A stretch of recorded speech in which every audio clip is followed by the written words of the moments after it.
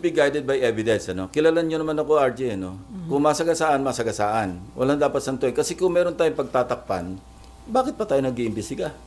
Bakit pa tayo? Although, in aid of legislation, pero meron kaming isi-share namin sa executive branch, whatever pieces of evidence na mag-gather para magamit, ma-put into good use.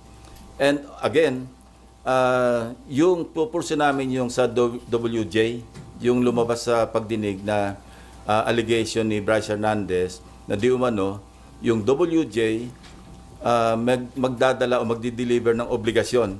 Pag sinabing obligasyon, ito na nga yung lagay, di ba? So pupurso namin yon, and as we speak, meron kaming video footage ng CCTV footage na dumalaw dito talaga yung WJ. Ang pangalan niya Mina, no? Ipapatawag namin yon. Kasi tatanungin namin, although may idea kami kung saan siya nagpunta rito, kaninong opisina ang dinalaw niya, pero ipapatawag namin para malaman natin kung kanino siya nagpunta, kaninong office at sino yung kinausap niya, para maliwanag whether or not staff ng Blue Ribbon yung pinuntahan o legislator yung pinuntahan, edi magpaliwanag yung kapwa senador kung siya ay napuntahan. Bakit nagpunta rito yung WJ?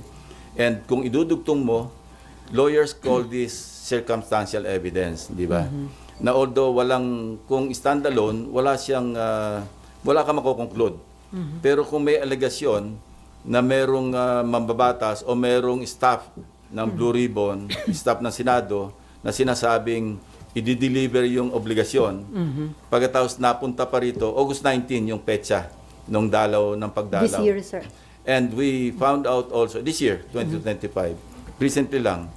And we also discovered, kasi pinatingnan ko agad, kasi binanggit ni Bryce Hernandez, exact amount, nagbagsak di umano, and I'm saying this is just an allegation, di umano ni Senator Estrada sa Bulacan, doon sa first district man kung saan.